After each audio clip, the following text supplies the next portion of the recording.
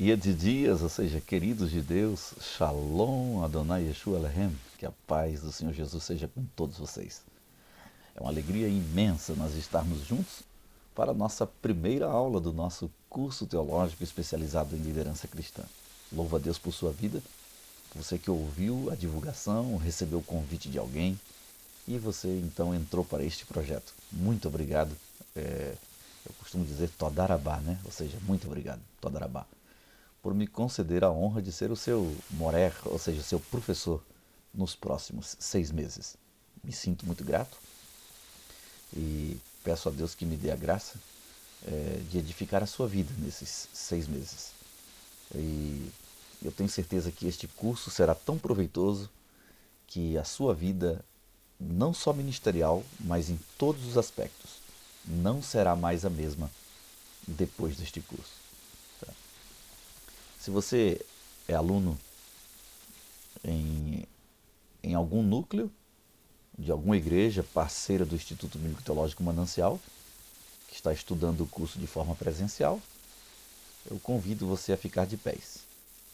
E se você é aluno no Brasil ou fora dele, nos lugares mais remotos e inóspitos, mas estudando pelo aplicativo, eu digo que orar faz bem. Então, vamos orar e convidar o Espírito Santo para ser o nosso mentor principal nesta aula. Se você é aluno presencial, está numa turma, por favor, fique de pés. Todas as aulas eu vou convidar os alunos para orar sempre antes da aula. Então você já sabe que quando formos orar, você fica de pé, tá bom? Depois da oração, você tem liberdade de assentar-se. Permita-me orar. Eterno de Israel, muito obrigado. Muito obrigado por nos conceder a oportunidade de estudar a Tua Palavra, de iniciar mais um curso. Os Teus filhos estão aqui para aprender a Tua Palavra. Que o Senhor me conceda a graça de poder instruí-los pela Sagrada Escritura. Onde estiverem estudando, que a Tua bênção os alcance. E que o Teu Espírito, Ruach Adonai, o Espírito do Senhor, seja o nosso principal professor, porque Tu és o Espírito de liderança. Abençoa cada igreja parceira do Instituto Bíblico Teológico Manancial. A cada pastor que é nosso amigo e que achou interessante levar este conhecimento da Tua Palavra aos seus liderados, na intenção de levantar um exército para Cristo. Muito obrigado. Abençoa-nos por bondade, assim como Tu sempre supriu a nação de Israel, mesmo em tempos difíceis, mas Tu nunca deixou o Teu povo sem liderança. Que o Senhor se lembre de nós, pois Tu és o Deus de Israel e Tu és o nosso Deus. Assim como sempre oramos pela paz de Jerusalém, que o Senhor também traga paz ao nosso coração. Assim como sempre pedimos bênção a Israel e a todos os filhos de Abraão, prosperidade aos que estão espalhados sobre a terra, pedimos que a Tua bênção nos alcance. No nome de Jesus, ou seja, Bishem Yeshua, Emuná, ou seja, Amém, Amém. Tem liberdade de assentar-se? Vamos estudar? Nós vamos estudar o nosso curso teológico especializado em liderança cristã. Eu espero que você seja como aqueles que não desistem. Você já viu a mezuzá na porta de um judeu? Uma caixinha de metal pregada na porta com uma letra Shin do hebraico desenhado. A palavra Shin no hebraico é dente, né?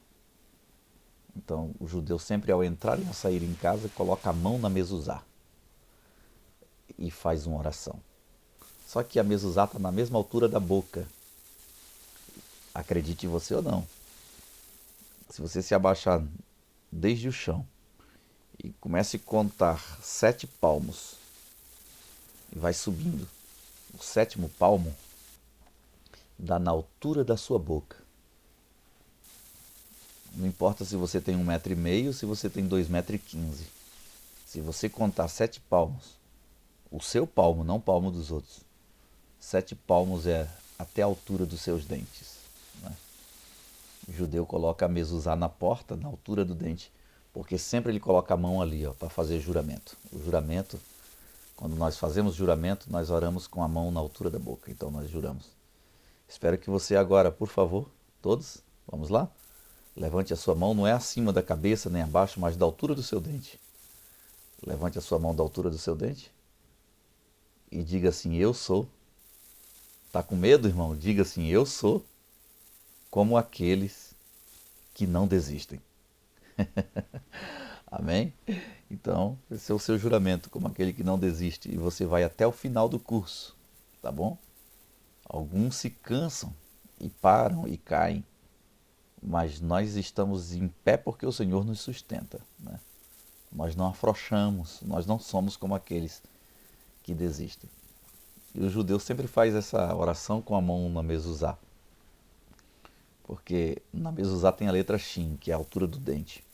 Quando os dentes caem da boca, é a mesma coisa que dizer: já estou velho, já está na hora de eu partir para a eternidade. Está na hora quase de eu morrer. Então o judeu diz assim: se eu não tiver o Shin, quer dizer o dente, a mezuzá na porta, para fazer a oração, significa que é melhor que eu parta para outra vida. Já não sou mais digno de viver nessa. Né? Não sou mais digno de viver nessa. Então, a mezuzá é colocada em 7 palmos, que é na altura do dente. Porque ele diz assim: é melhor que eu viva na altura da lei de Deus em obediência à sua palavra. Porque 7 palmos, que é a altura do dente, do juramento, é a mesma profundidade de uma sepultura. Então está dizendo: todo homem que não vive de acordo com a palavra de Deus não é digno de viver, é digno de ser sepultado. Espero que você viva de acordo com a palavra de Deus. E que você se lembre desta palavra: nós somos como aqueles que não desistem. Eu sou daqueles que não desistem. Todarabá, muito obrigado por me dar a honra de ser o seu professor. Essa é a nossa primeira aula, Baruch Rabá Bishem Yeshua. Ou seja, muito bem-vindo em o nome de Jesus ao nosso curso teológico especializado em liderança cristã. Curso teológico especializado em liderança cristã. Vamos à nossa primeira aula de hoje. A primeira aula é no curso teológico especializado em liderança cristã. Nós vamos tratar sobre um assunto interessante. Aí está Jesus, abaixado, com uma toalha e uma bacia. E ele está lavando o pé dos seus discípulos. Então diga comigo, por favor: liderança servidora. Isso. Liderança servidora é o mais alto grau de liderança. É sobre isso que nós vamos estudar hoje. Hoje nós vamos estudar sobre liderança, mas entenda, nós vamos estudar sobre liderança cristã. Esse é o nosso curso, liderança cristã. E se você veio para o curso pensando: não, porque eu vou me formar em liderança, para liderar, para estar por cima, eu sinto muito te informar que não é isso que nós viemos ensinar nesse curso. Mas o mais alto grau de liderança é a liderança servidora. Jesus é o maior exemplo de líder e lavou o pé dos seus discípulos. Ele, tomando uma toalha e uma bacia de água, lavou o pé de todos os seus discípulos. De todos os seus discípulos. Quando ele foi lavar o pé do Pedrão, o Pedrão disse assim: jamais o Senhor vai lavar o meu pé. Jesus olhou e disse assim: Pedro, Pedro, se eu não te lavar os pés, tu não tem parte comigo. Aí o enxerido Pedro, gaiato, disse assim: então, Senhor, lava não só os pés, mas lava também a cabeça, quer dizer, me dá logo um banho. E Jesus disse assim: vós já estáis limpo pela palavra que eu vos tenho falado. Pedro ficou sem entender assim: peraí, pedi para me lavar todo, então ele disse que já estou limpo. O que Jesus queria ensinar era só uma lição, e a lição se chama humildade. Alguém até interpretou errado e fizeram doutrina disso aí. Tem até a igreja conhecida como a igreja do lava-pés. E não é lava-pé formiga não, tá? É a igreja do lava-pés, por exemplo. Não dá processo porque é verdade, né? É Tabernáculo da Fé. Acho que é uma das mais conhecidas no Brasil, pelo fato de todos os crentes ter que tirar o sapato, né? E vai passando a bacia de água e um vai lavando o pé do outro e secando, e todos os crentes lavam o chulé na hora do culto, né? É bom que é o povo sem chulé. ou talvez com chulé. Se calçar o sapato meio umedecido, com o pé umedecido ainda, perigoso, né? As células e moléculas morrerem e transpirarem pelos poros e causarem um mau odor aí. Bem, mas me permita falar um pouco sobre isso aqui. Essa cultura hoje não é conhecida entre nós e principalmente no Brasil. Mas deixa eu falar de cultura judaica e principalmente nos dias de Jesus. Não sei se você já teve a oportunidade de andar num deserto. Eu atendia um ponto de culto uma vez que era 13 horas andando para poder chegar lá. E dessas 13 horas, pelo menos 9 horas nós andávamos num deserto. Isso estou falando da Bolívia. Não era literalmente só deserto, mas era Las Pampas, uma região onde nascia pasto, num solo arenoso. Só não tinha árvores, é só capim natural. Mas a estrada aberta, então era um caminho de areia. E de tanto você andar, o suor começa a escorrer, molhar o corpo. E toda a areia que bate na sua perna ali, ela começa a grudar. E depois de algum tempo você andando, quando você chega lá, você chega com os seus pés e as suas pernas cheios de areia. Ao entrar essas areias na brecha dos sapatos ou das alparcas e das sandálias, misturado com suor e você tanto andar, começa até a ferir os pés. Com o suor que se derrama, que é salgado, começa até a arder. É um tanto agoniante. Pois é, na cultura judaica, todo mundo quando fazia uma viagem ou andava pelo deserto e chegava com seus pés cansados, por causa do suor, areia grudada na pele, das alparcas querendo cortar a pele com areia, machucando, todo mundo procurava logo se lavar. Mas nas casas dos mais abastados de bens, né, daqueles que tinham um maior poder aquisitivo, então eles tinham servos, ou seja, escravos. E na cultura judaica, na casa que tinha escravo, já havia um banquinho ao lado da porta. Quando você entrava, tinha um banco. Então, quando alguém estava cansado da viagem e estava com o pé sujo, era natural, não precisava falar nada. Você só precisava entrar e assentar-se no banco. Quando você se assentou no banquinho ao lado da porta, o servo e a serva ou a serva da casa já sabia de sua obrigação. Ele viria com uma bacia e uma toalha. Então ia tirar desatar as suas alparcas, as suas sandálias, tá? Que eram percatas feitas de couro. Ele ia tirar dos seus pés, lavar os seus pés para tirar toda a areia do seu pé e perna, né? Lavar os seus pés. Às vezes fazia isso ainda com água morna para relaxar os seus músculos e secava com uma toalha para fazer você ficar confortável. E você ainda ficava descalço por um tempo enquanto esse servo ia lavar as suas sandálias. Tá? Então, era um serviço que era só o servo que fazia. A casa que não tinha servo nem tinha o banquinho ao lado da porta. Ou seja, quem fazia isso era escravo. Agora, Jesus, sendo o Rei dos Reis, o Senhor dos Senhores, e sendo o mais excelente líder que a sociedade ou a humanidade já conheceu, ele assume a posição de servo. Ele diz: não tenho problema em lavar os pés de ninguém, porque eu estou entre vós, como aquele que serve. Se você veio a esse curso, você veio porque você deseja ser líder. Você aspira à liderança. Então, para quem aspira à liderança, tome anotação, caderno, caneta e coloque aí para quem aspira à liderança. Então, são 4 recomendações para quem aspira à liderança. Você precisa servir com o coração, servir com a mente, servir com as mãos e servir com atitude. Vamos lá? Os 4? Coração, mente e atitude. O que é servir com o coração? Porque tem gente que serve, mas não serve com o coração. Você precisa ter amor naquilo que você faz. Porque senão você vai reclamar, você vai viver desgostoso. Se você não tiver amor naquilo que você faz, você vai viver em murmuração. Viver em murmuração. Você já ouviu alguém dizendo assim?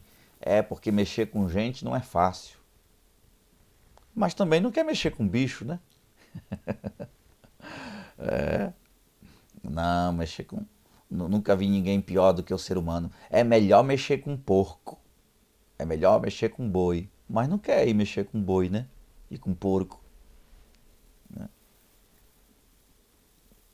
E eu não quero menosprezar ninguém, quero mudar atitudes. Mudar atitudes. Mas tem pessoas falando isso e são líderes. Tem pastores falando assim. Líderes de departamento falando assim. Né? Que mexer com gente é difícil.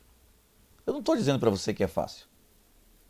Estou dizendo que nós precisamos amar aquilo para que Deus nos chamou. Eu não sei você, mas eu fui chamado para trabalhar com pessoas e não com porco. Não com gado. E é possível que Deus até te chamou para mexer com gado durante o dia, mas mesmo assim ainda ser líder na igreja, né? Para mexer com pessoas. Deus me chamou para mexer com pessoas, para suportar o fraco, para levantar o caído, para fortalecer aquele que precisa. Deus me chamou para curar feridas. Deus me chamou para limpar leprosas. E preciso fazer isso com amor. Então, para quem aspira, deseja liderança, seja líder, mas seja líder de coração. De coração. Seja líder com a mente.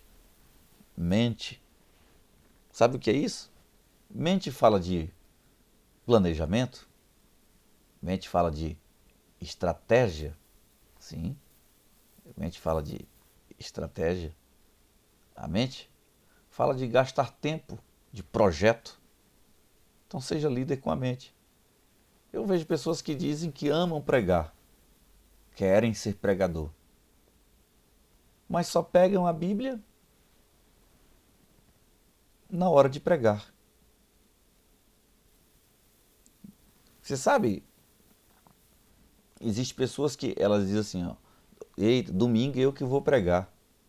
Aí como domingo ela vai pregar, ela vai orar bastante no sábado e no domingo e vai até jejuar. Aí, poxa, eu jejuei 2 dias, eu preguei, a mensagem não foi excelente e não aconteceu nada, Jesus não curou ninguém. É porque você achou que 2 dias de oração, de jejum, porque você vai pregar domingo. Entende? E não é, isso é intrínseco ao pregador, isso precisa ser a sua vida. O seu compromisso não deve ser 2 dias, o seu compromisso deve ser sempre. Não estou dizendo que você vai jejuar todo dia, não, mas estou dizendo que o seu compromisso, você vai amar a Bíblia, vai agradar ao seu Deus com seus sacrifícios, vai se consagrar. Gaste tempo com a palavra de Deus, sirva com a mente, tá? Não tem o que falar? Fale palavra de Deus. Não tem o que fazer? Leia a palavra de Deus. Né? Quando você não tiver o que pregar, pregue a palavra de Deus. Tá? E para muitos, não é para todos, mas para muitos eu diria assim, se você amar a palavra de Deus do tanto que você ama o seu celular, já está bom demais. Você vai olhar para ela pelo menos umas 2, 3 vezes por dia, né? Do jeito que você olha para o seu celular, umas 2, 3 vezes por dia. Se você sair de casa e esqueceu ou em algum lugar, não tem problema. Amanhã você volta e você encontra, né? Você nem volta para buscar o celular, né? Assim seria com a palavra de Deus. Então gaste tempo, envolva a sua mente. Que a sua mente possa pensar naquilo para qual Deus te chamou. Tá bom? Então sirva com o coração, sirva com a mente. E sirva com as mãos. Com as mãos. Com as mãos, eu estou falando em disposição para servir. Disposição para servir. Alguém pensa assim, já vai falar de contribuição. Também. Também. Né? Como seria a sua igreja se todos contribuíssem do tanto que você contribui? Como seria a sua igreja se todos ajudassem do tanto que você ajuda? Como seria a sua igreja se todos ofertassem e dizimassem do tanto que você dizima e oferta? Tá? Então, sirva com as mãos. Procure fazer alguma coisa. Tá bom? Procure fazer alguma coisa. E além de servir com as mãos, de estar disposto a se envolver no trabalho, tá? Tenha atitude. Atitude. Porque nem todo mundo tem condições de dar dízimo e oferta, ou seja, nem todo mundo, porque dízimo é 10%. Se você ganhou zero, quanto que é 10% de zero? Então nem todo mundo sempre tem dízimo, né? E quem ganhou zero também não tem condições de ofertar. Mas quando a gente quer, a gente dá um jeito. Temos atitude. Precisamos de atitudes, principalmente atitudes de liderança. Eu me lembro de uma vez eu construí uma igreja, ficava a 1.300 metros do rio. E era uma igreja de madeira que eu ia construir numa aldeia. Mas eu falei, vou fazer o alicerce, o rodapé e o piso de cimento. Então, tijolo. Trouxe tijolo da cidade. Como é que ia trazer tijolo de 1.300 metros, subindo um barranco de 40 metros de altura e depois 1.300 metros de distância? Eu vi um índio. Com a bicicleta dele não tinha pneu, só tinha a roda, só o aro de ferro. Mas ele colocou uma espécie de uma grelha, uma parrilha, uma grelha na garupa da bicicleta, colocou vários tijolos ali amarrado com liga. E ele vinha, não vinha montado, mas ele vinha andando e empurrando. Ele trazia aproximadamente 20, 25 tijolos em cada viagem. Mas ele carregou todo o tijolo. Depois ele ia buscar água com quase 1 quilômetro de distância para fazer cimento. Quando se quer, dá um jeito. Quando a gente não quer, a gente dá desculpa. A gente inventa desculpa. Você já viu? Tem pessoas, tudo bem, ele tem condições financeiras, ou às vezes ele é comerciante, ele é empresário, é mais fácil ele dar uma ajuda e uma oferta. É para a festa, para o congresso, é para o pregador que vão trazer, é para a construção, não importa, é para um evento da igreja. Ele pode, mas quando não pode, eu já vi gente que diz assim, não, eu vou fazer salgado e vou vender. Uma vez por semana eu vou vender salgado, vou vender para os próprios irmãos da igreja, mas vou abençoar a obra. Outros dizem, eu não sei fazer salgado, mas eu sei fazer comida, sei fazer marmita, sei fazer doce. Quando a gente quer, a gente dá um jeito. Quando a gente não quer, a gente arruma desculpa. Então, para quem aspira à liderança, sirva nesses 4 aspectos. Vamos juntos? Coração, mente, mãos e atitude. Tá bom? Falando de liderança servidora, qual é a raiz da liderança servidora? A origem? A origem é a Bíblia. Filipenses, capítulo de número 2, no versículo 7 e 8. Filipenses, capítulo 2, versículo 7 e 8, está na tela. Podemos ler juntos? Jesus, vamos lá? Mas esvaziou-se a si mesmo, tomando a forma de servo, tornando-se semelhante aos homens. E achado na forma de homem, humilhou-se a si mesmo, tornando-se obediente até a morte, e morte de cruz. Pois é, aqui, o fato de Jesus, sendo Deus, ele esvaziou-se a si mesmo, ele não teve por usurpação ser igual a Deus, mas esvaziou-se a si mesmo, tomando a forma de escravo, tomando a forma de servo, tornando-se semelhante aos homens. De se baixar até homem já era muito, né? Mas de homem escravo. E achado na forma de homem, ele humilhou-se a si mesmo, tornando-se obediente até a morte e morte de cruz. Só quem morria em cruz eram bandidos, ladrões, malfeitores, salteadores. Mas Jesus teve uma morte horrenda. Foi ele no nosso lugar, o bom pelo estragado, né? Ou seja, 1 Pedro 3,18 diz que foi o justo pelos injustos, né? Ou seja, foi ele por nós, o bom pelo estragado. Pois é, ele esvaziou-se a si mesmo, tomando a forma de servo e fazendo-se semelhante aos homens. Então, a origem da liderança servidora está na Bíblia. E se o maior líder da história foi servo, nós precisamos ser servo. Eu sei que nós estamos em um curso, e esse nosso curso ele tem uma base interdenominacional. Eu sei que existem alunos de todas as igrejas, denominações diferentes. E as hierarquias ministeriais de igrejas e ministérios não são iguais.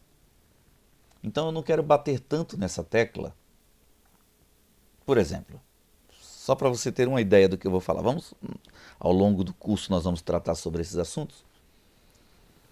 Por exemplo, igreja presbiteriana. O nome já diz presbiteriana. O grau máximo de ministério lá é presbítero. E o presbítero, ele é mais do que pastor. Amém. Na era bíblica, Paulo disse assim para Timóteo: constitui presbíteros sobre as cidades. Ou seja, pastores tinha vários, mas precisava de um pastor sobre os outros, um pastor supervisor. Então Paulo diz assim: constitui presbíteros sobre as cidades. É que essa expressão presbítero, ela vem mais do ancião. Só que o presbítero era o mesmo bispo. É a mesma coisa, presbítero ou bispo. E esse bispo vem de episcopos. O que era episcopos? Vários soldados, sentinelas trabalhando? Haviam, sim. Só que havia uma torre mais alta e um soldado ali olhando os outros. Se todos estão no seu posto, se estão trabalhando corretamente. Aqueles lá estavam para exercer suas funções, mas esse episcopos, o mais alto, ele estava para fiscalizar os outros. Então o presbítero seria, na era bíblica, seria um pastor que está por cima para olhar os outros pastores, para liderar os outros pastores. Então a igreja presbiteriana no Brasil ela ainda mantém esse costume, né? O presbítero é o grau máximo do ministério. Mas já em outros ministérios não. Por exemplo, na Assembleia de Deus, que é muito conhecida no Brasil, existe o diácono, depois tem o presbítero, né? Depois do presbítero você é consagrado evangelista e depois de evangelista pastor. Então não dá para entrarmos nesse detalhe. Mas na grande maioria há sempre uma hierarquia. E não sei qual é a hierarquia da sua igreja e quantos graus de ministérios há. Mas vamos falar aqui de um modelo um tanto conhecido, comum já no Brasil, até porque é o modelo assembleiano, que se disseminou no Brasil, né? E ao longo de 110 anos aí tem dado certo. E mesmo que você seja de outra igreja, você serve ao mesmo Cristo. Mas veja bem, um dia você ouviu a pregação da palavra e você aceitou Jesus como seu Salvador. Já aceitou, amém? Eu acredito que sim, você está estudando para ser líder, né? Aceitou Jesus. Quando você aceitou Jesus, sabe o que você fez? Você se tornou servo de Jesus Cristo. Servo de Jesus. Porque você agora aceitou Jesus, você é crente. Pois é. Então você é servo. Você começa a frequentar a igreja, daqui a pouco você está vindo para a igreja com a Bíblia na mão. Você já aprendeu a falar uma linguagem diferente que você não falava, né? É um negócio de glória a Deus, de aleluia, né? Você já fala uns negócios assim sobre manto, né? Tem uns que tem um negócio de terra, né? Terra. Não sei, mas eu estava pregando um dia na igreja e um obreiro sentado bem aqui perto de mim, toda vez que ele se alegrava na palavra, ele dizia assim, terra, terra. E eu ficava olhando e aquilo foi... E toda vez, no lugar dele dizer glória a Deus, aleluia, ele dizia terra, terra. E um dia eu não aguentei, uma hora eu não aguentei. Estava pregando e quando ele falou assim, terra, eu parei, eu olhei para ele e eu disse, céu, céu, céu. E o povo começou a rir, né? E então ele parou de falar terra, né? Se nós já ressuscitamos com Cristo, vamos buscar as coisas que vêm de cima. Mas a verdade é que tem uns linguajar diferentes dos crentes, né? Então talvez você já aprendeu a andar com Bíblia na mão, falar um negócio de varão aí, né? Já aprendeu a dizer glória a Deus e aleluia, né? Já tem os mantos e os mistérios. Pois é, aí você diz assim, quer saber, eu quero é ser crente mesmo, é a melhor coisa da minha vida, eu vou me batizar. Você já era servo de Jesus, quando você se batizou, o pastor te fez as 3 perguntas, você crê em Jesus como seu único e suficiente Salvador? Você disse que creio. Aí o pastor perguntou, você crê que Jesus morreu e ressuscitou dos mortos? Você disse creio, né? Você disse sim, né? Você crê em Jesus como seu único e suficiente Salvador? Sim. Você crê que Jesus morreu e ressuscitou? Sim. Aí o pastor disse, você promete ser fiel a Deus e a doutrina da sua palavra? E você disse sim. Quando você disse sim, você estava dizendo, onde tu fores eu irei, onde tu estiveres ali estarei eu. Ou seja, você se decidiu seguir a Cristo, você está dizendo, eu serei servo de Jesus. Você já era servo quando aceitou, e agora você se batizou e você é membro, você é servo pela segunda vez. Aquele membro assíduo, não falta culto, está em todos os trabalhos, se comunica sempre com o pastor, com a liderança. Depois de membro, o pastor diz, vou separar ele como auxiliar na obra, como cooperador, como um obreiro que possa ajudar. Então você se destacou como servo, vai se destacando. Servo pela terceira vez. Aí você serviu bem, né? Porque a Bíblia diz que os diáconos primeiro sejam provados e depois, se forem aprovados, então sejam consagrados. Aí você é separado ao ministério do diaconato. Você é servo agora porque agora você se tornou diácono oficial, um servo oficial da igreja. Porque diácono não é nem para ficar sentado, né? Diácono tem que ficar em pé. Diácono ele conhece a necessidade do seu líder pelo olho. Quando o pastor olha assim, ó, e já o pastor olhou e já mostrou, olhou para o copo lá do púlpito, está vazio, está dizendo que está faltando água. Então o diácono entende, né? Declarado servo aí, ó, pela 4ª vez. Então, aquele que serve bem como diácono, a Bíblia diz que alcançará para si excelente posição. Então, alguns são consagrados a presbítero, servo pela 5ª vez. Dependendo da igreja, da hierarquia do ministério onde você está, de presbítero serviu bem, você é consagrado a evangelista. Você está disposto a pregar em culto ar livre?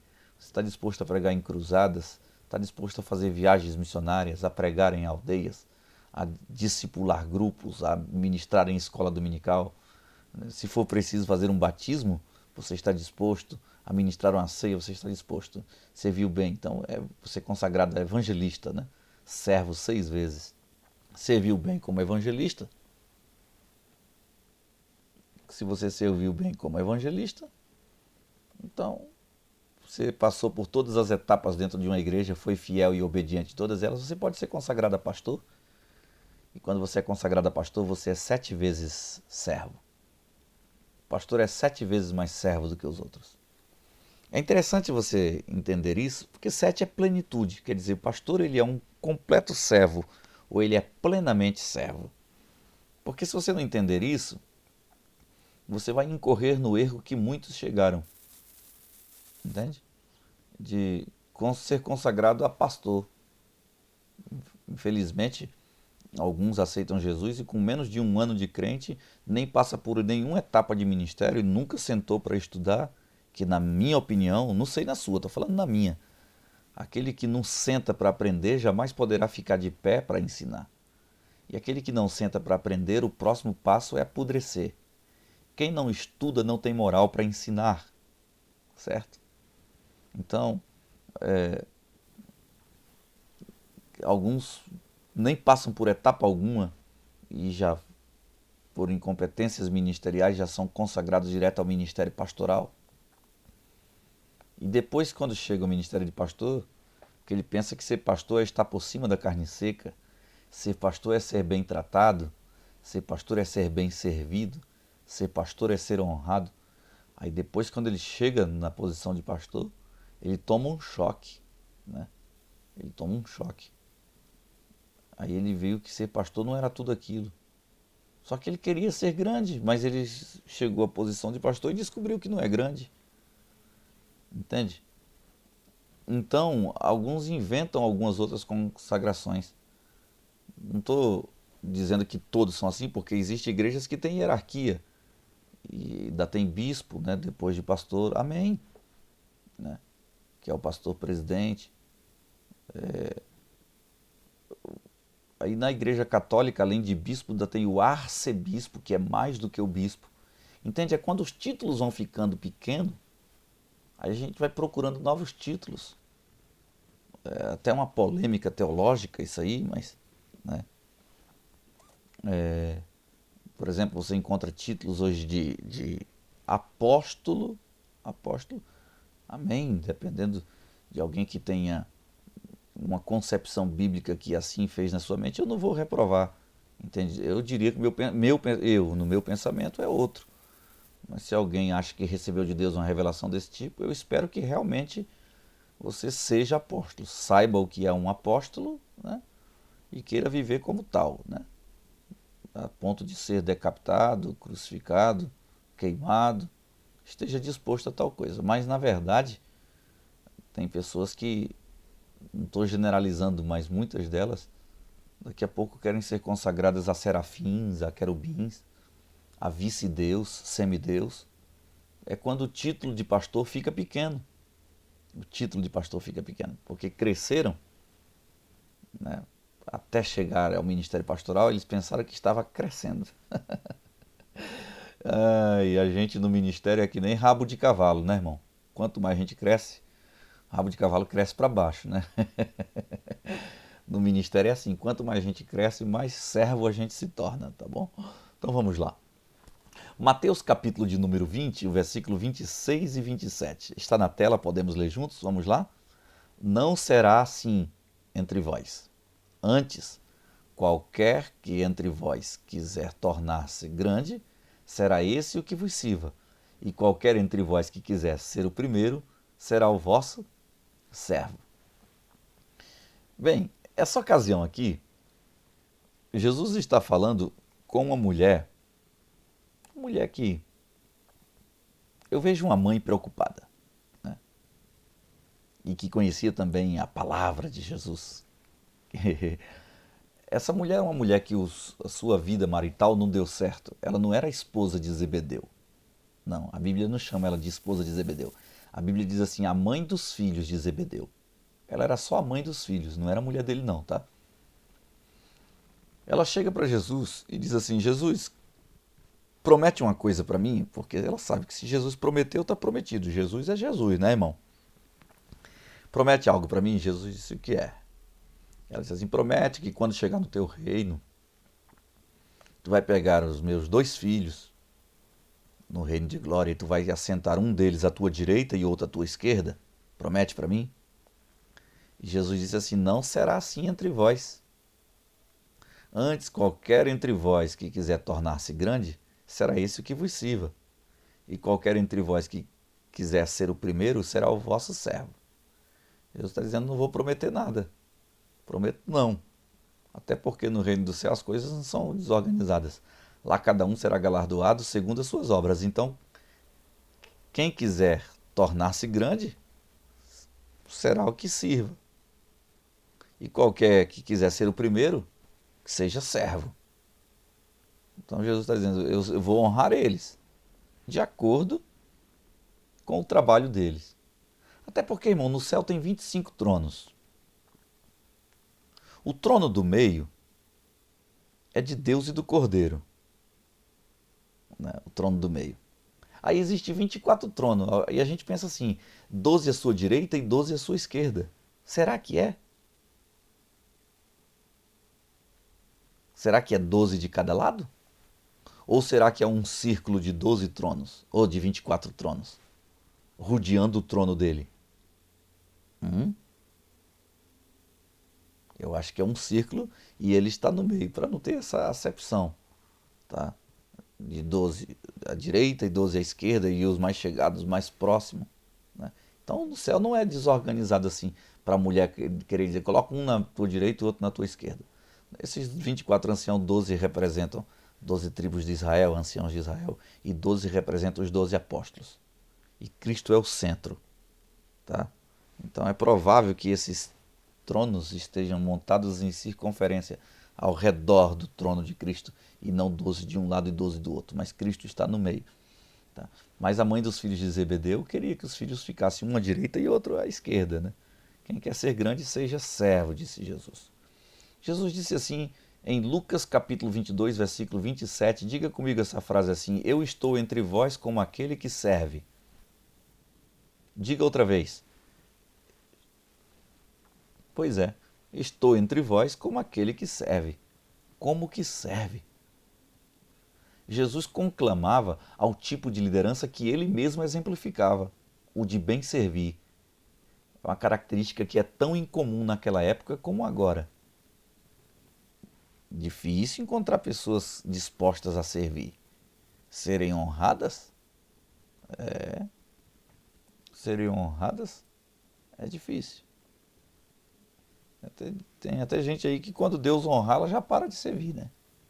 Se Deus honrar, os louvores hoje estão até louvando muito ao homem, né? Quem te viu passar na prova e não te ajudou, quando vê você na benção vai se arrepender. Ou seja, quando você estiver na benção, você não precisa mais servir, não. Você vai se arrepender. Tem outros que dizem assim, que você vai se assentar na mesa do rei. E todos que te humilharam vão te ver ali, vão ter que saber que tu foi convidado sim. Você se assentou na mesa do rei, você já não precisa servir mais ninguém. Essa é a concepção. No lugar de eu ir por todo mundo e pregar o evangelho a toda criatura, não. Já tem um hino que diz assim, ó, que Deus vai bradar em alta voz e vai anunciar para o universo inteiro ouvir que um novo vencedor está chegando aí e vai impactar o mundo com a sua glória. Entende? Não é nem mais eu, miserável, pecador, mortal, anunciar o rei a toda criatura. Não, é agora o rei do universo, o eterno, o imortal, é ele que vai me anunciar. Ele vai bradar em alta voz e vai anunciar para o mundo inteiro ouvir que o miserável, do infeliz pecador mortal está chegando aí, né? Então agora é Cristo a serviço do ser humano. É um evangelho que não quer servir. Até no hino agora, os hinos é para louvar ao homem. É que Deus vai fazer. É Deus a serviço do homem. E sumiu a doxologia de muitos louvores. Louvores que é só para Deus, né? Agora já tem louvores que massageia o ego aí do ser humano. Entendeu? Então, Jesus conclamava ao tipo de liderança que ele mesmo exemplificava, o de bem servir. E essa característica de bem servir é tão incomum naquela época e hoje é pior ainda, tá?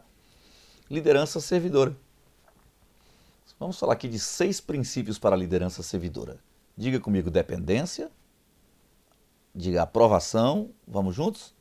Modéstia, empatia, otimismo e unção. Otimismo e unção. Olha aqui, dependência. Dependência.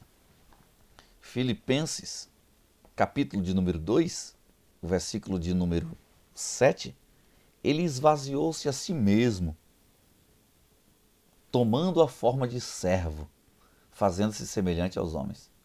Já viu os servos? Davi disse assim, Senhor, assim como os servos atentam para a mão dos seus senhores e as servas para a mão das suas senhoras. Pois é, ele diz assim, nossos olhos estão postos em ti. Como quem diz, me dá alguma coisa. O servo é escravo, só come aquilo que lhe dão. Dependência de Deus. Aprovação. Você precisa ser aprovado. Tá? Você precisa ser aprovado. Modéstia. Você precisa ser comedido. Né? Você precisa ser comedido. Modéstia. Ser pensado. Esse texto aí está falando da tentação de Jesus, né? Não se precipitou, não.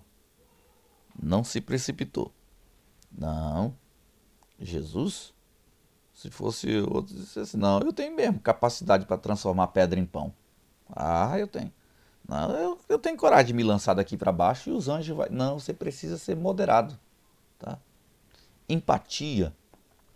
Está falando de sentir em si o sofrimento do próximo. Nesse texto aí de João capítulo 8, do 1 ao 11, né? Falando de sentir o sofrimento do próximo. E Jesus, ele sentiu, moveu-se de íntima compaixão. Íntima compaixão. E sentiu o sofrimento do paralítico, né? Otimismo, você precisa ter otimismo. Seja otimista. Eu acredito que você está anotando todas as referências, certo? Você está escrevendo tudo? É assim que é aluno, né? Dependência, Filipenses 2,7, aprovação, Salmos 40, verso 8, modéstia, Mateus capítulo 4. Está anotando, né, irmão? Ou está só ouvindo? Ah, você está estudando, você não está assistindo, tá? Estudar, então, vai anotando as referências. Empatia, tá? Aí o otimismo, seja otimista. E nunca abra mão da unção de Deus. Seja como Davi, Salmo 51, versículo 10 e 11. Torna dar-me a alegria da tua salvação. Né? Sustém-me com espírito voluntário. Não retires de mim o teu Espírito Santo. Certo? Torna dar-me a alegria da tua salvação. Sustém-me com espírito voluntário. Então nunca abra mão da unção de Deus. Aqui, liderança servidora. Diga comigo, mais alto grau de liderança. Qual é o mais alto grau de liderança? Diga comigo, servir. Eu até fiz aqui palavras em quadrinhos, né? O que é servir? Servir é ser solícito, é ser empático, realista, valoriza o ser humano, incorruptível e realizador. O que é isso? O que é isso? É solícito. Você sabe o que é uma pessoa solícita? Uma pessoa solícita é aquela pessoa que você pode contar com ela sempre que precisar. Sempre que precisar, ela é uma pessoa solícita. Sempre que precisar. Tá? Então, como solícita? Sempre que você precisar, pode contar com ela. Já viu aquela pessoa que você pode ligar para ela na madrugada, ela está à disposição? Agora você conhece aquele outro também digamos, pastor liga, né? Aí pede ajuda. Ô, pastor, eu até queria servir, mas hoje eu não posso, pastor. Hoje eu não posso por causa de não sei o que e não sei o que. Amém. Nem todo mundo pode, às vezes a gente está realmente ocupado. Mas outro dia o pastor precisa. Aí liga de novo. Quando o pastor liga de novo, pastor, hoje eu não vou poder porque não sei o quê. Tem vezes que dá, às vezes, né? Não é sempre, mas às vezes recebe uma terceira ligação, outro dia. Irmão, será que hoje o irmão pode? Pastor, eu não vou poder porque... E sempre tem uma desculpa.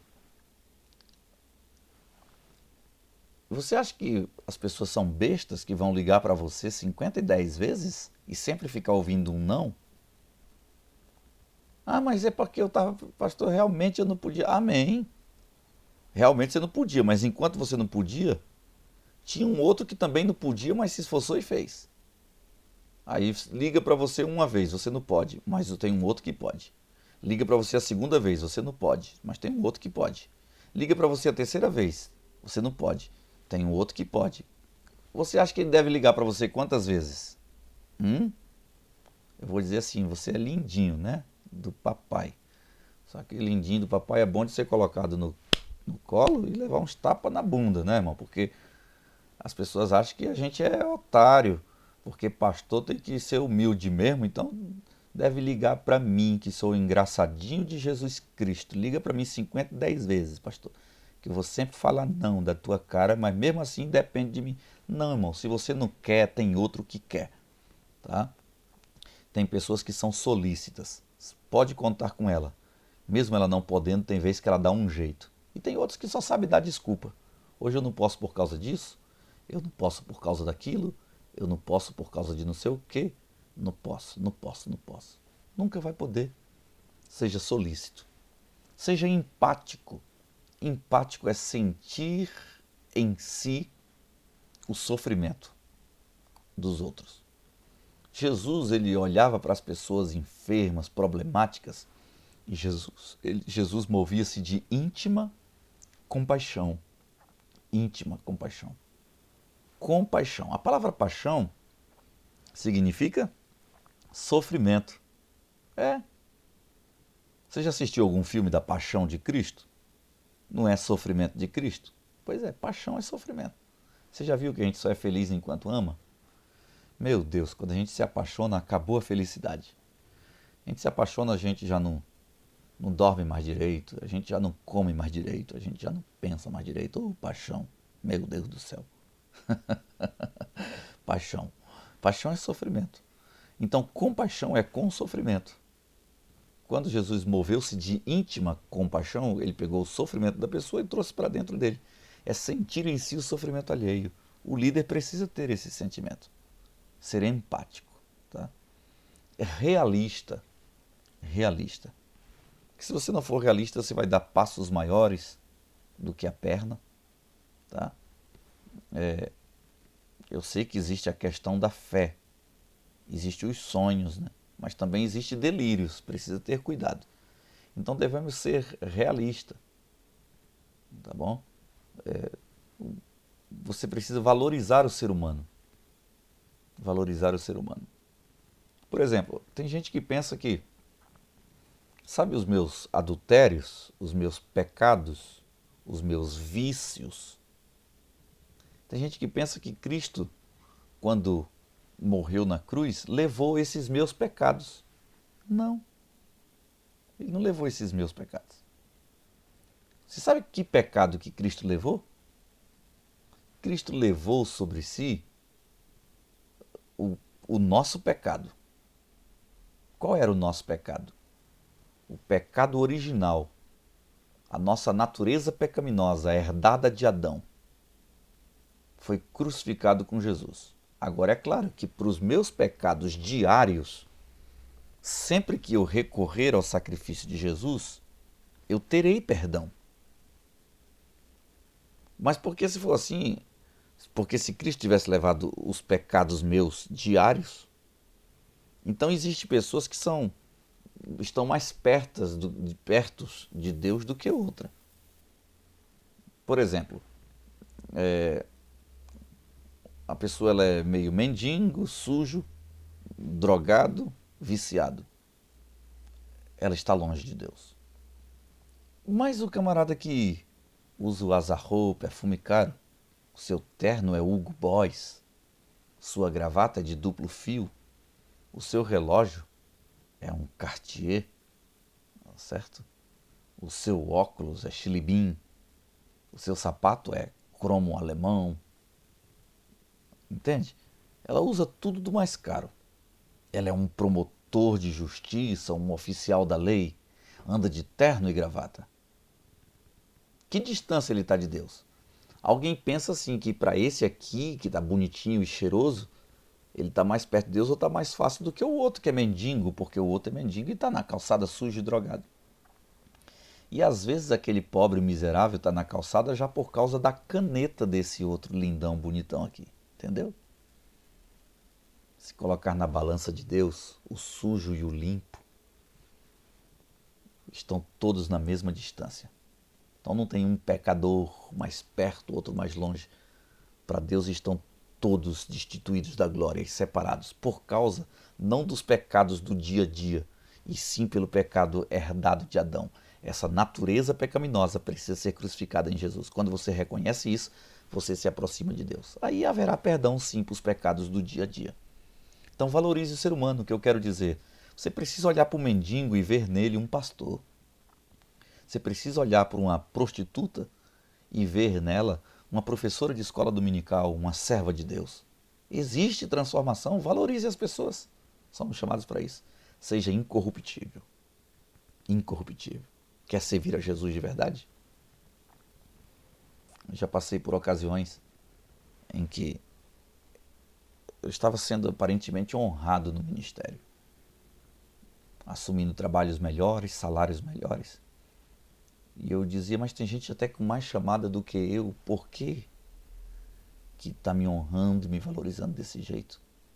Só que depois veio as propostas para que eu fizesse partes de esquema, né? Eu disse, não me corrompo, a ponto de perder tudo. às vezes de sair difamado, né?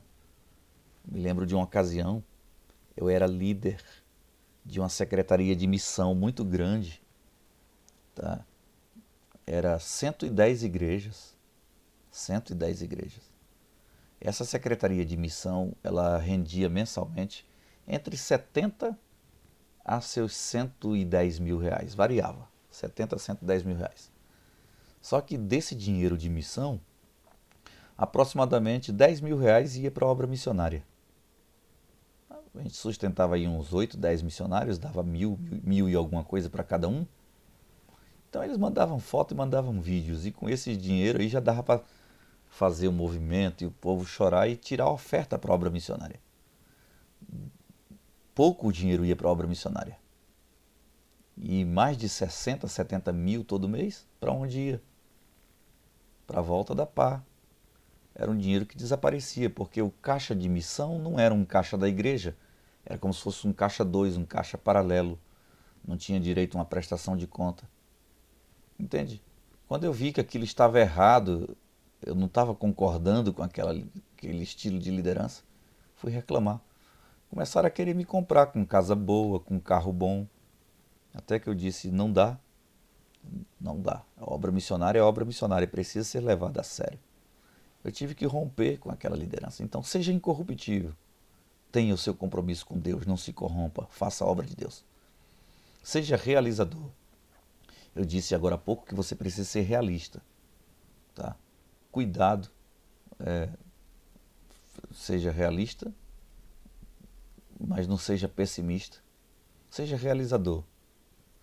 É bom ser projetista, é bom ser idealizador, é bom ser calculista na liderança, mas mais do que projetista, idealista, sonhador, entusiasta, seja aquele que realiza. Não deixe os seus projetos só em pensamento. Parte para o campo da ação, tá bom? Sempre parte para o campo da ação. Vamos continuar aqui. Liderança espiritual. Eu quero falar sobre isso agora. E aqui eu quero abrir uma pergunta. Escreva ela no seu caderno. Líderes, eles nascem prontos ou eles se tornam líderes? Ou seja, líderes, eles nascem líderes ou se tornam líderes depois? Pense sobre isso, essa pergunta. Líderes nascem líderes ou se tornam líderes depois? Escreva essa pergunta, pense. Depois, se você puder discutir com alguém sobre este assunto, veja que conclusão você chegue. Veja bem que existe uma diferença de liderança natural para liderança espiritual. O líder, ele é o líder natural. Vamos fazer o seguinte, o líder natural, aí você pega e fala o líder espiritual. O líder natural, ele é autoconfiante, enquanto que o líder espiritual, isso, confia em Deus. O líder natural conhece os homens e o líder espiritual conhece a Deus e os homens. Continuamos. O líder natural, ele é decisivo, enquanto que o líder espiritual procura a vontade de Deus. O líder natural, ele é ambicioso, enquanto que o líder espiritual, ele é humilde. O líder natural cria estratégias e o líder espiritual segue o padrão de Deus. O líder natural gosta de comando, o líder espiritual sente prazer em obedecer. Líderes espirituais obedecem. O líder natural procura recompensa pessoal. E o líder espiritual ama a Deus e aos outros. O líder natural, ele é independente. E o líder espiritual depende de Deus. Eu espero que você confie em Deus, conheça Deus e os homens, procure a vontade de Deus, seja humilde, siga o padrão de Deus, sinta prazer em obedecer, ame a Deus e aos outros e dependa de Deus. Isso é liderança espiritual. Agora, se você é autoconfiante, conhece os homens, é decisivo, ambicioso, cria estratégia, gosta de estar no comando, procura recompensa pessoal e é independente, você pode até ser líder, mas um líder natural. Que depois do nosso curso você vai aprender um pouco, ser mais chefe do que líder, tá bom? Então, como Deus escolhe líder? Anote as referências aí. Deus escolhe líder entre muitos. Entre muitos. Tá bom? Entre muitos Deus escolhe líder. Mas entre muitos tem alguém que se destaca. Tá? Entre muitos tem alguém que se destaca. Entre uma multidão, mas havia um Josué, que o seu nome antes era Oséias, e Moisés colocou seu nome para Josué, né? Colou em Josué. Colou em Moisés. Então, entre muitos, Deus escolhe homens capacitados, de boa reputação, entendeu? Então, entre muitos. Mas você, entre muitos, precisa buscar o seu destaque. Tá? Deus escolhe líderes, bons seguidores, discípulos a apóstolos. Tá? Então, discípulos Cristo tinha muito, né? Mas desses ele formou alguns a apóstolos, bons seguidores. Porque tem gente que diz assim, se quiser crescer na igreja tem que ser da panelinha do pastor. Porque para alguns, ser próximo do pastor é fazer parte de uma panela. Não, mas se quiser ter oportunidade de crescer, só se andar junto com o pastor. Só se for amigo do pastor. Se não for amigo do pastor, não vai. Tá, na tua opinião, o pastor tinha que consagrar o inimigo, Tem que consagrar quem é amigo mesmo. Mas só tem oportunidade se for amigo do pastor. E aí, tu quer que tenha oportunidade de quem? O inimigo do pastor? Esperto é quem é amigo e anda junto com a liderança. Burro é quem acha que pode ser ao redil. E ainda quer que o pastor destaque. Vai destacar uma pessoa que você não confia, que você não convive, que você não tem afinidades. Você quer crescer espiritualmente, ministerialmente, cole com seus líderes, cole com a sua liderança. Tá? Pastor, para se destacar na igreja tem que ser da panelinha do pastor. A panelinha, o que você chama de panelinha, o diabo tem uma raiva da panelinha. E olhe lá, se o diabo não tem o mesmo pensamento seu, ou na verdade você tem o mesmo pensamento do diabo, né? É um perigo. De achar que tem que consagrar mesmo pessoa que você não conhece, que você não tem afinidade, que não anda junto com você, pessoa que tenha pensamento diferente do seu, pessoa que bate de frente. Não, irmão. Nós temos na liderança visão de Deus e vamos consagrar, vamos pôr para trabalhar quem anda junto com a gente, quem tem amizade com a gente, tá? Quem está colado com a gente, com quem nós temos afinidade. Esse é o padrão de liderança. Tá? Cuidado. Então, besta é quem não cola com a liderança, tá bom? Então, potencial. Você precisa desenvolver o seu potencial. Tá? Desenvolva o seu potencial. Deus escolhe líderes também pelo seu potencial.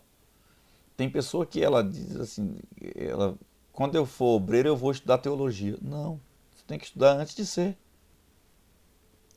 Quando eu for eu vou fazer tal coisa. Faça antes. A unção que nós derramamos na cabeça de alguém, ela é simbólica. A unção verdadeira, quem derrama é Deus. Tá? Quando nós derramamos o óleo na cabeça de alguém, nós simplesmente estamos reconhecendo. Simplesmente estamos reconhecendo a unção que Deus já derramou sobre alguém. Eu me lembro de uma ocasião, eu trabalhava numa igreja, ela tinha aproximadamente 5.000 membros. E era em Guajará-Mirim, Rondônia, fronteira com Bolívia. Entre esses 5.000 membros, havia, entre eles lá, havia uns 6, 7, que tinha aquela habilitação da Marinha chamada Raiz Aquaviário, para comandar barco. Só que como a obra missionária na Bolívia, o rio Guaporé faz fronteira do Brasil com a Bolívia, então são águas nacionais e internacionais, é fronteira, é uma exigência da Marinha, só pode navegar ali com a Raiz Aquaviário. E de uma igreja de 5 mil pessoas, tinha 7 com habilitação. Eu tinha 18 anos de idade. Eu vi falar que essa habilitação não era fácil de tirar, que todo ano a Marinha fazia numa cidade portuária. E naquele ano, de 1999, estava acontecendo isso em Guajará-Mirim. Eu falei, então eu vou fazer. Mas o que eu tinha a ver com rio, com barco? Mas é uma carteira difícil de tirar. E está tendo a oportunidade, fui lá e paguei. Então com 18 anos eu tinha Raiz Aquaviário. Precisou de um missionário para enviar para a Bolívia. Os outros 6, uns 2 eram empresários. Jamais abandonaria suas empresas para ir para a obra missionária. Os outros 4 eram militares, jamais abandonaria a carreira militar para ir para a obra missionária. Mas aí tinham até mais capacidade do que eu, mais preparo espiritual ministerial do que eu. Mas não tinha mais ninguém. Eu tinha a Raiz Aquaviário. Você topa aí como missionário para a Bolívia? Eu falei, topo, eu tenho a Raiz Aquaviário. Então, tem a oportunidade de aprender idiomas? Aprenda. Tem a oportunidade de fazer cursos? Faça cursos. Tá? Se desenvolva. Tudo que você puder estudar. Conhecimento ninguém vai tirar de você. Desenvolva o seu potencial. E assim você tem grandes possibilidades de se destacar na liderança. Seja confiável, porque Deus também chama pessoas pelo fato de serem confiáveis. Tá bom? Aqueles que aprendem com os erros, é assim que Deus também chama. E é melhor aprender com o erro dos outros do que com seu próprio erro. Tá bom? Contrastes aí entre Judas e Pedro. Tá? Um contraste entre Judas e Pedro. Se nós olharmos, na minha opinião, os erros de Pedro ele foi mais vacilão do que Judas, né? Judas ainda envolvia finança. E Pedro negou e espraguejou Jesus a troco de nada, né?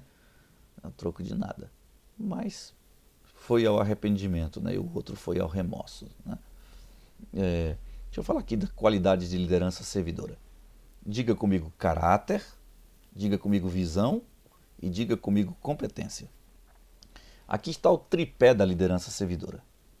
Se você tiver caráter e visão, mas não tiver competência, a sua liderança está incompleta. Você pode até ter caráter e competência, mas se você não tem visão, você não avança. Tá? Você pode até ter visão e competência, se você não tiver caráter, não adiantou nada também.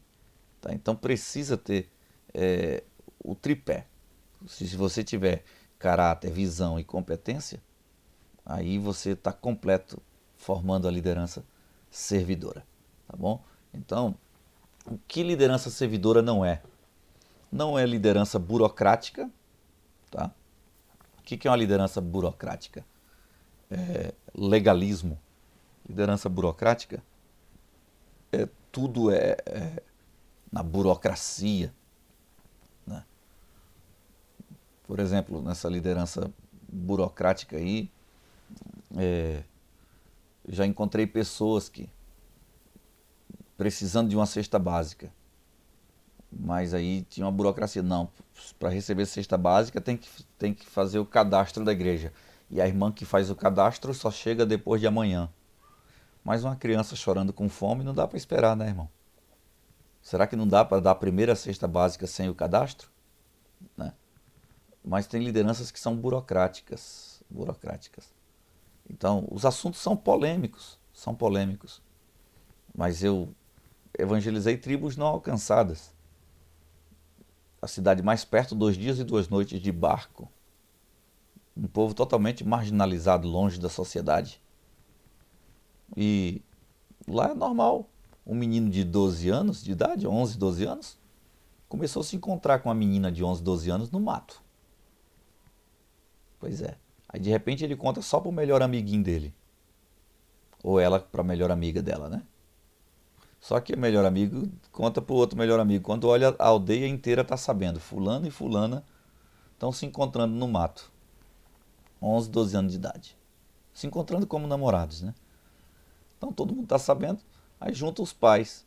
Junta eles. Vocês querem casar? Querem. Então vocês gostam do outro? Se gostam, vocês vão ser marido e mulher. Então, e não tem cartório. A história do cartório não tem 200 anos também no Brasil, né? E aí? Mas eu fui como missionário. Mas a igreja da cidade queria me impor uma regra que essas pessoas, para serem batizadas, eu tinha que trazer elas. Irmão, eles não falavam o idioma da cidade. Eles não conheciam a cidade.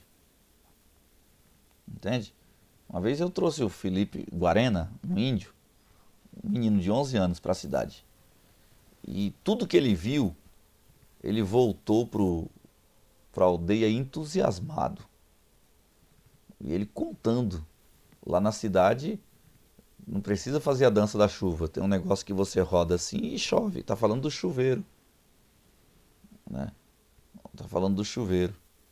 Ele falando da descarga, de um lugar onde você faz o número 2, né? A necessidade fisiológica ali. Mas você aperta um negócio e sai água e gole para dentro. E os índios, os velhos, sentavam na grama para ouvir ele e rolavam no chão.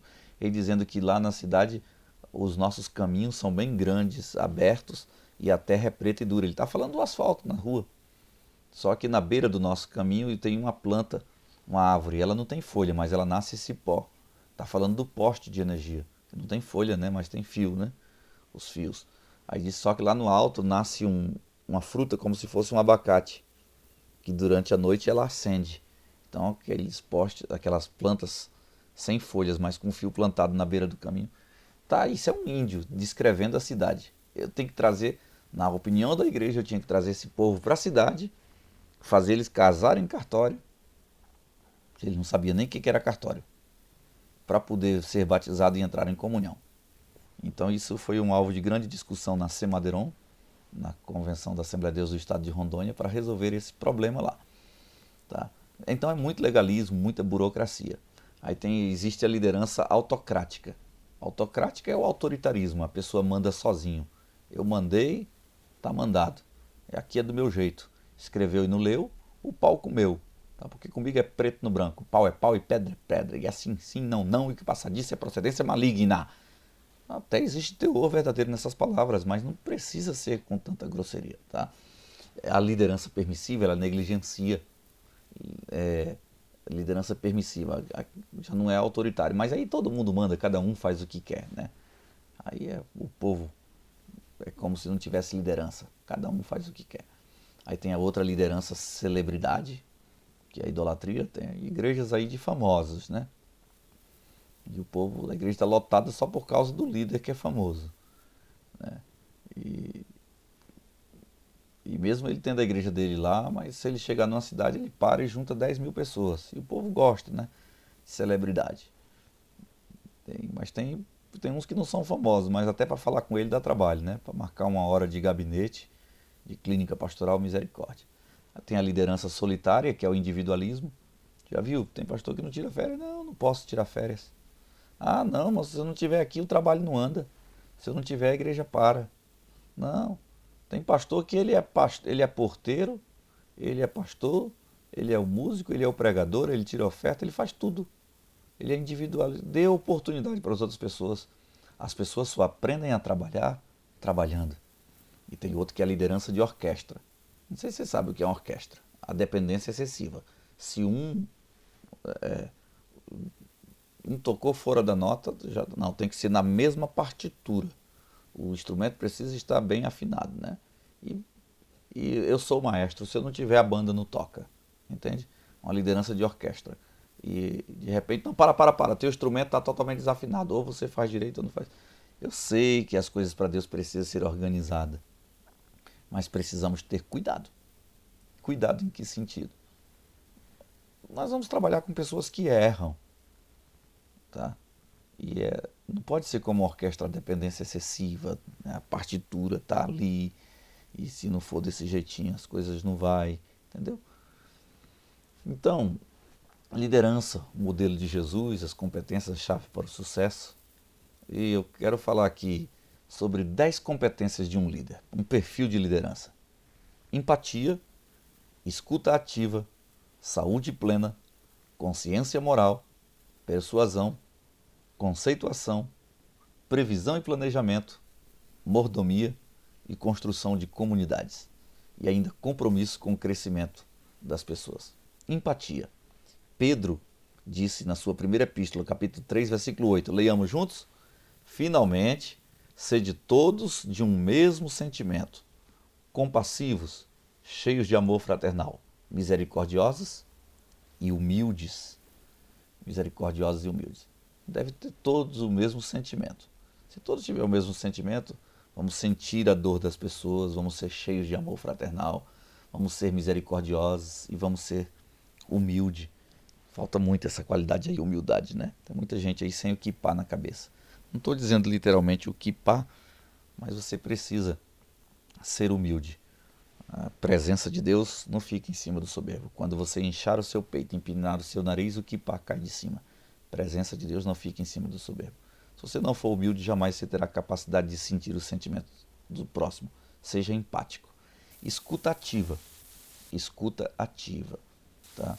Sabei isto, meus amados irmãos, todo homem seja pronto para ouvir, tardio para falar e tardio para se irar. Porque a ira do homem não opera a justiça de Deus. Tem gente que gosta de falar, mas não gosta de ouvir. E isso é um problema. Né? E tem o outro que está conversando com a gente, mas está aqui. Né? Tá aqui, né? Aí ele diz assim, ô irmão, não, o irmão pode falar, eu tô prestando atenção. O irmão pode falar que eu tô ouvindo. Pode falar, tá? Não pode falar, eu tô ouvindo. Você pode até estar ouvindo, mas que você é desrespeituoso, você é. Ou você conversa comigo, ou você dá atenção nesse treco do teu celular aí. Pode falar que eu estou ouvindo. Não é assim não. Tem pessoas que querem tratar as pessoas desse jeito. Né? Aí tem outro que tá, não, irmão, pode falar. Aí tá conversando. Pode falar, irmão, estou prestando atenção. Ô, irmão fulano, não esquece de tal coisa assim, tá, beleza, beleza. Ok, irmão, pode continuar. Aí, irmão, aí, só um pouquinho. Fulano, não sei o que, não sei o que. Aí ele tá falando com um aqui, mas ele tá dando atenção. Pode continuar, irmão, pode falar, mas o olho tá lá. Irmão, tenha escuta ativa. Faça com que as pessoas se sintam sendo atendidas por sua atenção. Tá bom? É melhor você não atender do que atender alguém mal. Eu sei que mulheres fazem 5 coisas ao mesmo tempo. Né? E tem homem aí que é meio mulher também, né? Eu não duvido de que você tenha a capacidade de falar com a pessoa, de ouvir tudo que ela está falando, ao mesmo tempo mexer no seu celular e ainda se comunicar com outras pessoas. É possível. Só estou dizendo para você que não é correto. Essa pessoa vai se sentir como se você não estivesse atendendo ela direito. Então tenha escuta ativa. Saúde plena, física e espiritual, né? Ou seja, física, emocional e espiritual. Saúde em todos os sentidos. Disse João ao presbítero Gaio: amado, eu desejo que vá bem em todas as coisas e que tu tenha saúde, assim como bem vai a tua alma. Daí estava o maior patrimônio moral de Gaio, né? Sua saúde espiritual, sua saúde emocional e a saúde física. Ou seja, João desejava que ele tivesse a saúde física, assim como estava bem o emocional e o espiritual. Tá? Capital moral, a consciência cristã. Evangelho de João, capítulo de número 8. Mas como insistissem em perguntar-lhes, ergueu-se-lhe e disse-lhe: aquele dentre vós que está sem pecado, seja o primeiro que lhe atire a pedra. E tornando a inclinar-se, escrevia na terra. Quando Jesus se levantou, todos haviam sumido. Jesus perguntou: mulher, onde estão os teus acusadores? Nenhum. Porque Jesus disse assim: aquele que está sem pecado, seja o primeiro a tirar a pedra. Tiveram que sumir. Eram bons para acusar, né? Mas todos estavam no erro. Alguém diz assim: o que será que Jesus escreveu na terra?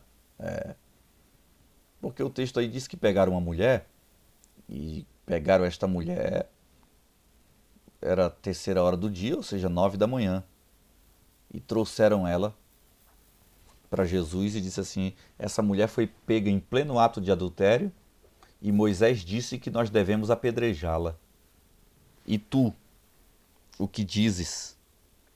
Na lei de Moisés não está dizendo isso não, que a mulher que fosse pega em adultério deveria ser apedrejada. Não. A lei de Moisés?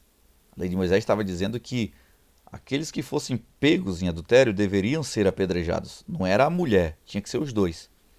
Se ela foi pega em pleno ato de adultério, ela não estava adulterando sozinha. Por que trouxeram só a mulher? Cadê o homem? Na verdade, pegaram uma mulher que já tinha fama. Eles falaram, essa aqui nós podemos acusar, ela não vai ter ninguém que defenda ela. Ela não vai ter ninguém que defenda ela, né?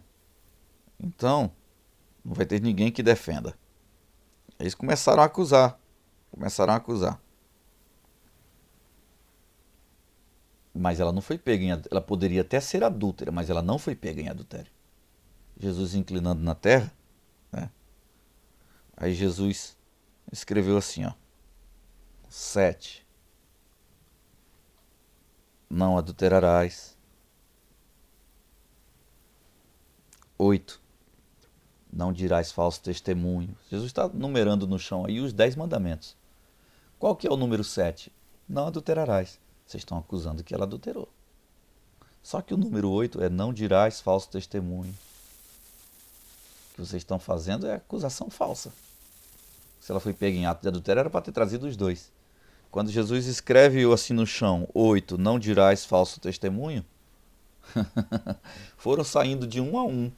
Jesus está dizendo, se ela é digna de morte, vocês também são. Se ela descumpriu o 7º mandamento, que é não adulterarás, vocês estão descumprindo o 8º mandamento, que é não dirás falso testemunho. Você está entendendo? E então todos viram que ninguém tinha moral para acusar ela. O maior patrimônio que um líder tem é a sua consciência cristã. Esse é o seu maior capital moral. Persuasão. Tito capítulo 1, versículo 9. Paulo disse assim, ó, retendo firme a palavra fiel, que é conforme a doutrina, para que seja poderoso. Poderoso para quê? Tanto para exortar na sã doutrina, como para convencer os contradizentes. Então devemos ter poder de persuasão, capacidade de convencer, mesmo aqueles que são contradizentes. Conceituação. Conceituação é você é bom naquilo que você faz. Alguém diz assim, eu quero construir uma casa, preciso contratar um excelente pedreiro. Aí fulano diz assim, não, fulano é só mela a colher, mas fulano é pedreiro do bom. Entende? Então, tenha conceito. Falando aqui de Salomão, ele era... ou seja, veja bem, 1 Reis 7,14 está dizendo assim, ó, era ele filho de uma viúva da tribo de Naftali, não está falando de Salomão não, tá, irmãos? Tá?